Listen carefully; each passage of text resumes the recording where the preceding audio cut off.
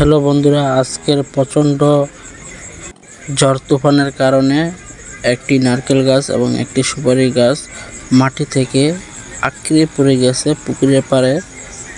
কিন্তু পুকুরে পড়লে কি হবে, কিন্তু এখানে 11,000 ভোল্টের কারেন্টের তার ছিল, ওইখানে তারের উপরে পড়ে গেছে।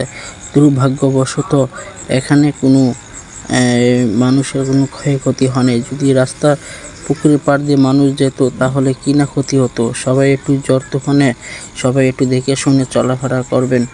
যদি কি একটা মালিকের বিরাট বড় ক্ষতি হয়ে গেল, যার গাছটা এবং যার পুকুরটা, তার বিরাট বড় ক্ষতি হয়ে গেছে।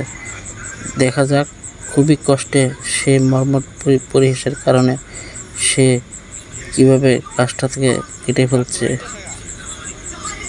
সবাইকে দৃষ্টি আকর্ষণ করে বলছে, এই ঝড় তুফানে সবাই একটু সাবধানে চলাফেরা করবেন যাতে কারো কোনো ক্ষতি না হয়।